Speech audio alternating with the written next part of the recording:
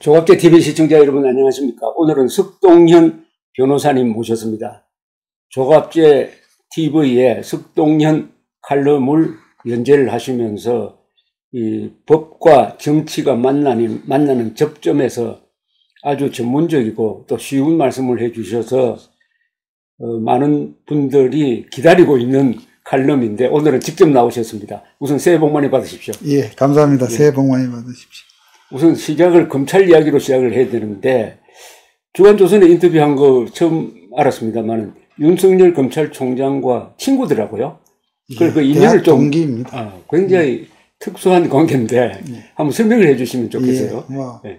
간단히 말씀드리면 이제 저희가 1979년 3월에 서울법대에 입학을 했고요. 저희가 그 본고사로 160명이 입학을 해드렸습니다. 예, 저는 이제 부산서 이렇게 서울로 왔고 이 친구는 서울 있는 고등학교를 졸업하고 왔는데 학교 다닐 때부터 그러니까 1학년 시절서부터 제가 아주 가까운 관계로 지내왔습니다. 아주 성격도 원만하면서 활달하고 무엇보다 학교 다닐 때부터 이렇게 좀 언변이 상대적으로 참 유리했습니다.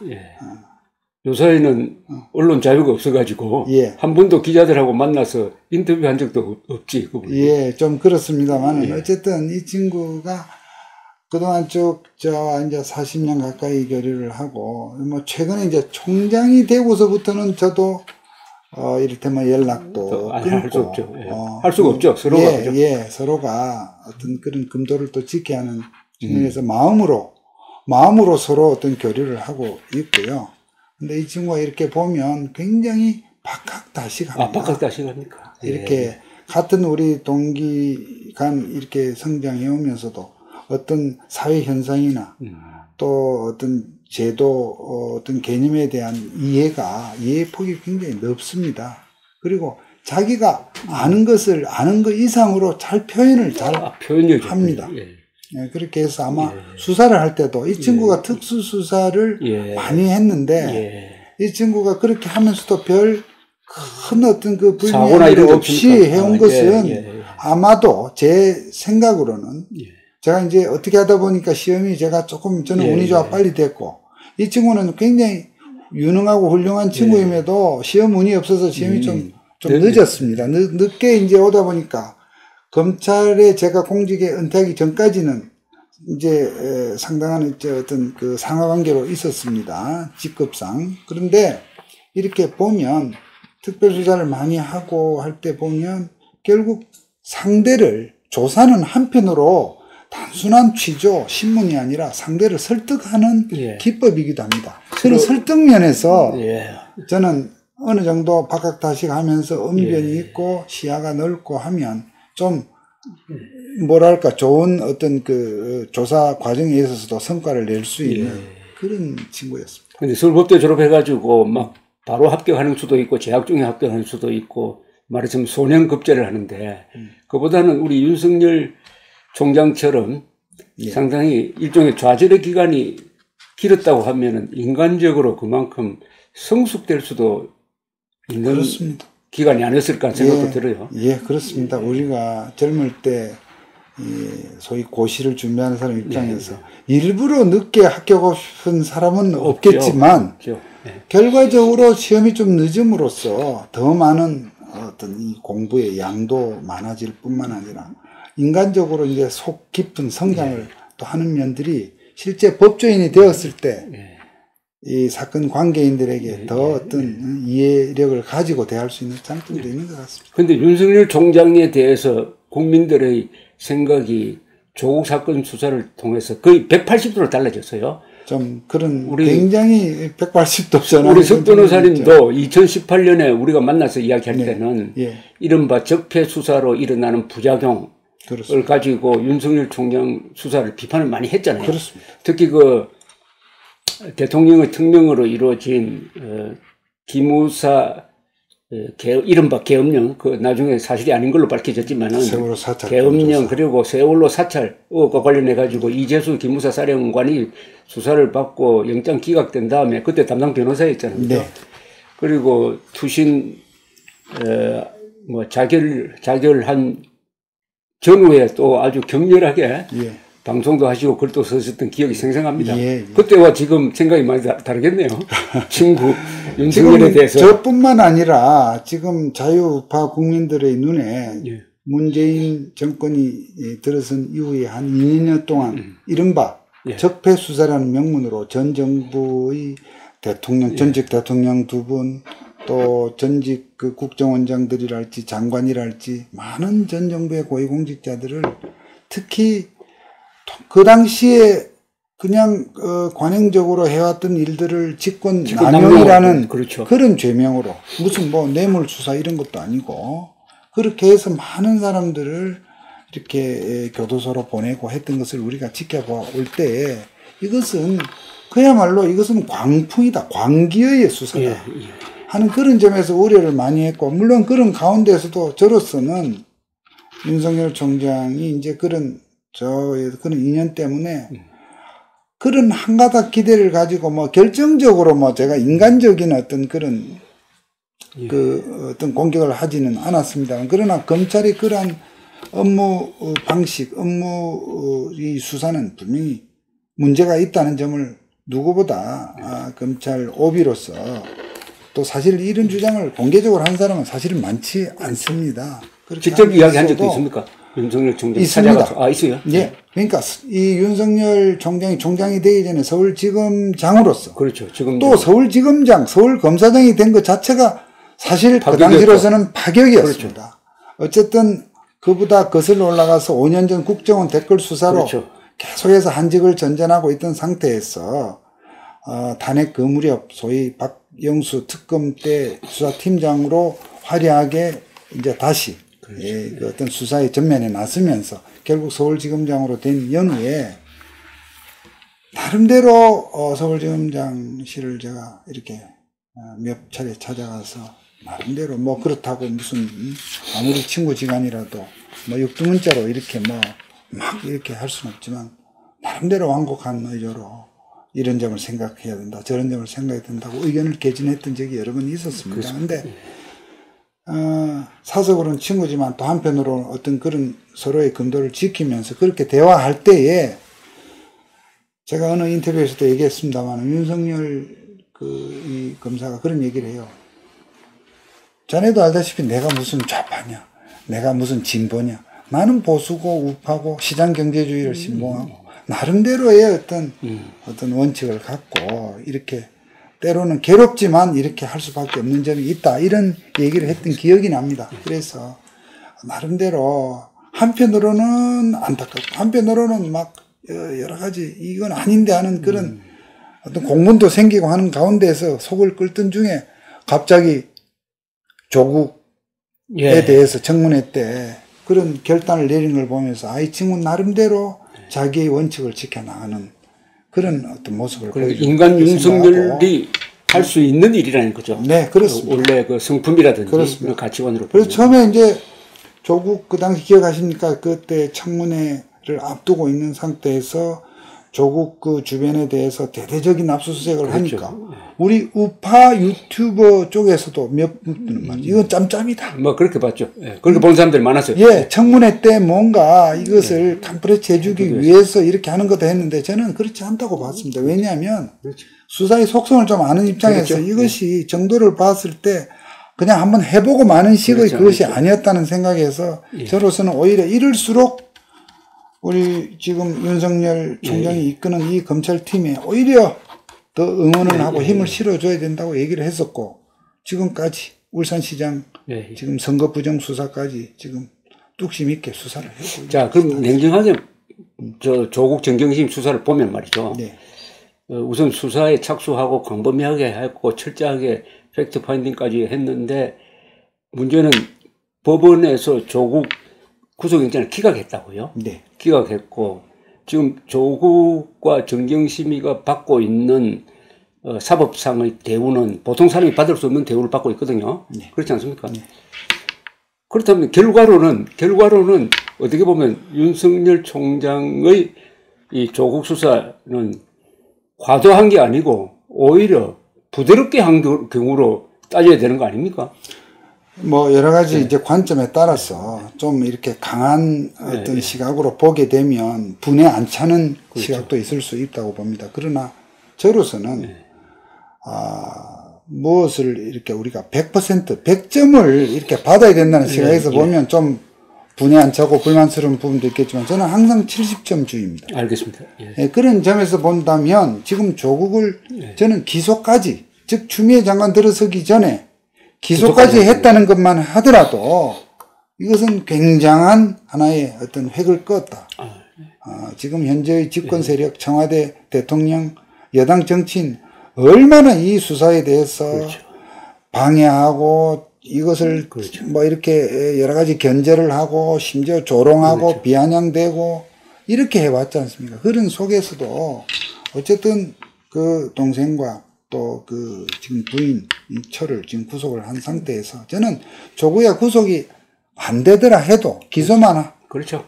한다 하더라도 재판에서 어떤 사람이 그렇지 않습니까? 그렇죠. 네. 조사를 당한 조국이도 자기가 사람이고 양심이 있고 수치심이 있다면 지가 구속이 안 됐다 해서 희낙낙할 처지는 못 되지 않습니까? 그런 점에서는 뭐 저는 80점의 점수를 주고 또 그 80점이 우리가 얻을 수 있는 최상의 점수다. 현실적으로는. 그때 이재수 김무사령관 조사를 할 때 영장실질 심사를 받고 영장 기각된 며칠 후에 저분이 투신했단 말입니다. 그때 실질 검사 받을 때 이 수갑을 찼죠. 수갑을 찼습니다. 그래서 아니 이게 수갑 찰 대상이냐 해가지고 말이 많았는데 이번에 보니까 정광훈 목사를 구속 실질 검사할 때 끝나고 경찰로 갈 때 보니까 수갑을 채웠더라고요. 그건 경찰이 채운 거죠. 그렇습니다. 그건 어떻게 왜 안 맞습니까? 이 상황이 이렇습니다. 이재수 사령관 당시에 저로서도 굉장히 스스로 굉장히 제가 자책을 많이 했는데 이재수 사령관은 소위 영장심사법정에 들어오는 과정에서 수갑을 찼고요. 그렇습니다. 정광훈 목사는 수갑을 찼다면 끝나고 나서 경찰로 갈 때 인치하는 과정에서 찼다는 얘기입니다. 그 차이 있군요. 그러니까 이재수 사령관 때는 제가 보통 영장심사법정에 오는 형태가 두 가지가 있는데 법정으로 이제 바로 데려오면 됐을 것을 그렇죠. 일단은 검사실에서 이거는 검찰이 청구한 영장이지 않습니까? 그래서 그 영장심사 예정 시간 30분 전에 검사실로 나오도록 했고, 그래서 제가 검사실까지 같이 갔었습니다. 그때 기자들이 기다리고 있었고, 그죠? 그때는 검찰청에서는 기자들이 기다리지 않았고요. 그래서 저는 검사실에 들어가는 걸 보고 제가 먼저 법정으로 이동해서 따로 와 있었고, 뒤에 한 발 뒤에 그 검찰 수사관들이 데려오는 과정에서 수갑을 채운 겁니다. 그리고 그 법원 그 앞에 포토라인에서 기자들이 있는 상황에서 수갑 찬 모습이 연출이 이 기자들에게 이제 촬영이 된 거고요. 그러니까 저는 영장심사 법정에 먼저 들어가 있느라 그 상황 자체를 인지를 못했던 것입니다. 제가 자책하는 것은 계속 같이 동행을 했더라면 못 채우게 했을 것이고, 또 한편 아예 영장심사 법정으로 데려왔더라면 그런 일이 없었을 겁니다. 그래서 이번 정광훈 목사 같은 경우에 우리 변호인들이 검사실로 안 데리고 갔습니다. 그건 왜냐하면 이번 정광훈 목사 같은 경우는 검사가 직접 청구한 게 아니라 경찰이 신청한 영장이다 보니까 검찰 입장에서는 영장심사 법정에도 안 들어올 정도로 검찰 입장에서는 돼도 좋고 안 돼도 좋고 약간 그런 입장이었습니다. 그러니까 우리가 데려가다 보니까 했는데 나중에 이제 영장심사 결과를 대기하는 과정에서 경찰이 또 채운 것이 지금, 근데 그건 수칙상 채울 수도 있다 이렇게 돼 있어서 조금 어떤 입장의 차이는 있을 수 있습니다. 그리고 여기서 하나 짚고 넘어가야 될 게, 이재수 씨에 대한 조사는 당시 문재인 대통령이 계엄령 문건과 세월호 가족 사찰에 대한 특별 수사를 지시를 했거든요. 그렇습니다. 지시를 해서 무리가 생긴 것인데 결과적으로 계엄령 문건은 그건 쿠데타 모의가 아니었다는 판단이 이미 나왔습니다. 그죠? 이번 군사법정에서 나오고, 나오기 전부터도 그 문서만 보면은 황당무계한 반군 선동에 문재인 대통령이 놀아나가지고 기무사까지 수사를 하게 하고 기무사를 해체해버렸단 말입니다. 다른 부서로 이름을 바뀌었어요. 그런데 안보 지원. 본안이 되는 예. 사건은 허위로 밝혀진 겁니다. 네. 그리고 대통령 특별수사로 이렇게 또 뒤집어진 게 김학의 차관, 예. 그죠? 소위 이른바 장학선 사건, 그리고 뭐 또 장자연 사건, 그 김학의 장자연, 사건, 버닝썬 사건. 또 있죠. 뭡니까? 김학의 차관. 하여튼 대통령이 특별히 지시한 게, 박찬주. 네. 이른바 공감된 갑질. 예. 이것도 본안은 무죄로 나왔습니다. 그러면 대통령이 직접 수사 지시하는 것도 위법적인데 그 결과도 사실이 아닌 걸로 나오면 이거는 대통령이 어떤 책임을 져야 됩니까? 이거는 형사 책임을 져야 되는데 우리가 법적으로나 또 어떤 우리 관념적으로나 대통령이 어떤 구체적인 사건 그야말로 전 국민의 공분을 사는 예컨대 뭐 과거 같은 무슨 뭐 어린이 유괴 살인 그렇죠. 사건이라 그런데 뭐 한마디 할 수 있어요. 이런 데는 한마디 할 수 있습니다. 그리고 근데 조금 이 개괄적으로 어떤 무슨 조직 범죄라든지 민생 치안 범죄 이런 부분에 있어서 우리 이 국민들의 시름을 들어주라 이런 식의 일반적인 지시는 할 수 있으나 구체적인 사건에 대해서 더구나 그것이 굉장히 관점에 따라서 민감할 수도 있고 또는 어떤 이렇다 할 어떤 그 언론 등등에 의해서 불거진 어떤 그 범죄 혐의가 부각되고 하는 그런 사안이 아님에도 불구하고 그러니까요.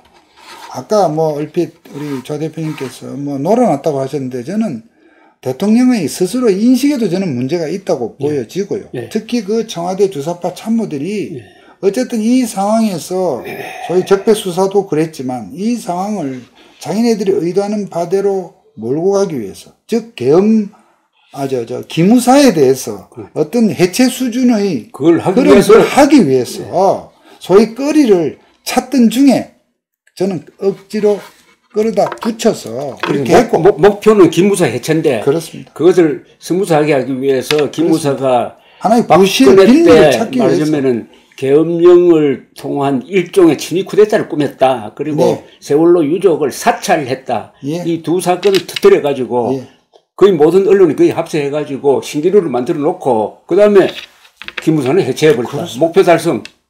그러나 억울한 사람 생기고 그러니까 자살자 생기고 지금 이게 탄핵 사태 이후로 그야말로 정권을 찬탈했던 이 정부가 각 부서 기관 조직별로 소위 그 정체불명의 어떤 그 홍위병들이 들어가서 여러 가지 그 기관 조직의 서버를 뒤지고 전 정부 당시에 있었던 기밀 문서를 다 봐서 그 중에 이렇게 몇 가지를 끄집어내서 억지로 논리를 만든 거죠. 이거는 저는 전체적인 맥락을 본 게 아니라 대통령의 직권 남용이 아니라 이거는 일종의 헌정 질서 헌법기관을 무력화시키는 국헌문란에 해당되는 거 아닌가 하는 그런 생각이 듭니다. 국헌문란, 국기문란. 규모로 봐가지고. 예, 그렇습니다. 더구나 계엄령, 기무사라는 어마어마한 혐의 아닙니까? 그죠? 그렇습니다. 그래가지고 눈 속에서 사라진 게 기무사라는 과거의 이름이 보안사하고 방첩대입니다만은 우리가 방공을 할 때 이게 보루였거든요.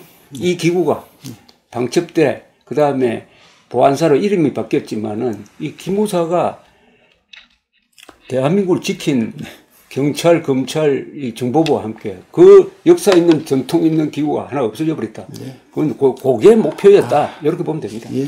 지금 할 얘기가 지금 요즘 얘기도 많은데. 그러고 이제 본격적으로 올라가서 추미애 법무장관이 임명됨으로써 이제 인사권을 해가지고 이게 적법 수사 아니면 헌법을 지키는 수사를 하고 있습니다. 헌정 질서를 수호하는 역할을 하고 있습니다. 지금 윤석열 총장은 이 헌법을 존중하지 않는 정권을 상대로 오로지 헌법과 법률에 기초해가지고 수사권을 행사함으로써 대한민국의 자유민주적 기본 질서를 지키는 가장 중요한 역할을 하는 윤석열 애국자죠 사실은. 윤석열 한편으로는 여론의 지지는 있지만 권력 관계에서는 상당히 외로운 이런 사람의 상관으로 추미애 법무장관이 왔다. 이 사람이 직접 수사권을 직접 행사하지는 않겠지만 인사권을 통해서 윤석열 체제를 어떻게 흔들 거냐. 그런데 전번에 우리 조갑제 TV에 그래도 검사들이 만만하게 그렇게 휘둘리진 않을 것이다라는 그를 말씀을 하셔서 약간 안도는 됐는데 실제로 그렇게 될까요? 예, 어쨌든 지금 추미애 의원이 이제 장관의 네. 어떤 그 완장을 차고, 저는 완장이라고 표현하고 예, 싶습니다. 완장을 차고 지금 취임을 해서 지금 근무 날수로, 근무 일수로 치면 지금 뭐 이제 3일째 불과한데 뭐 이번 주에 인사를 한다. 그것도 무슨 완전히 조직을 완전히 뒤흔드는 인사를 한다. 이 검찰 조직의 인사 요소에 대해서 알면 얼마나 알겠습니까? 그렇죠. 무슨 업무 제대로 파악이 되었겠습니까? 자기가 갖고 있던 평상시 그런 편향된 생각에다가 지금 소위 청와대의 어떤 주문 사항을 그렇죠. 가지고 지금 인사를 하는데, 저는 이제 우선 단기적인 측면, 중기적인, 뭐 장기라 할 건 없습니다. 우리나라에서 뭐 장관의 수명이 얼마나 되겠습니까? 그러니까 우선 단기적으로는 현재 문재인 정권의 급소가 되는 여러 가지 지금 게이트 수사, 이 부분을 어쨌든 수사팀의 해체를 통해서 이 수사를 저지시켜라는 이제 그런 미션을 하나 가지고 있고, 거기에 약간 이제 중기적인 관점에서 보면 물론 공수처를 만들기는 했지만 아직도 지금 현재 집권 세력 입장에서 제일 거북스러운 조직, 제일 어떻게 보면 자기들 마음대로 안 되는 조직이 검찰이지 않습니까? 그렇죠. 이 검찰을 어떻든 자기들 정권의 어떤 그거에 순치시키려고 하는, 장악하려고 하는, 그야말로 무력화시키려고 하는 그러한 역할로서 지금 추미애를 보냈습니다. 그렇다고 지금 추미애 장관이 현재의 정부 어떤 정권의 입장에서 그렇게 달가운 사람이냐면 그렇지 않습니다. 그렇습니까? 예.